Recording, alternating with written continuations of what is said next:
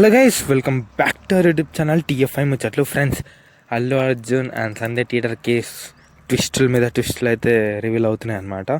So ఆ ట్విస్టులు ఏంటో in detail అయితే మాట్లాడుకుందాం. సో ముందు వీడియోకి వెళ్ళే ముందు please like, share and subscribe to our YouTube channel.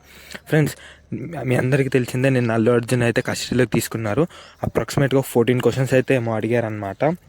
And అన్నిటికీ అల్లు అర్జున్ సమాధానం చెప్పి ఒక 2 to 3 hours ఇంట్రోగేషన్ అయిందంట. అండ్ దాని తర్వాత అయితే ఇంటికి వెళ్ళిపోవడం అయితే జరిగింది. అండ్ ఈరోజు సంధ్య థియేటర్కి అల్లు అర్జున్ వచ్చింది అప్రాక్సిమేట్గా 9:24 PM. అండ్ సంధ్య థియేటర్లో ముందే ఆమె చనిపోయిందంట.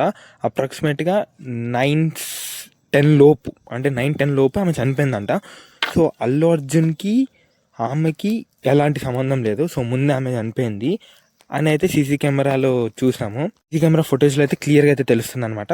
సో ఎవరు అబద్ధం ఆడుతున్నారు? టీఎస్ గవర్నమెంటా, అల్లు అర్జునా, లేదా సీసీటీవీ ఫుటేజా? అండ్ ఇంకో ట్విస్ట్ ఏంటిదంటే,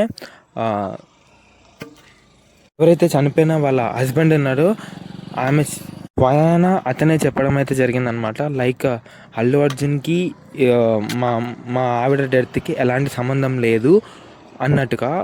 సో ఇప్పుడు మరి ట్విస్టుల మీద ట్విస్టులు అయితే ఇవే అన్నమాట.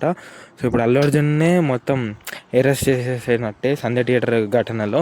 అంటే దానికన్నా ముందే జరిగింది కాబట్టి, దానికన్నా ముందు ఎందుకు జరిగిందో కొంచెం ఇంట్రోగేషన్ ఇవన్నీ CC camera photos, live photos చూస్తే సరిపోతుంది. చూడాలి ఈ కేసు ఎన్ని మలుపులు తిరుగుతుందో.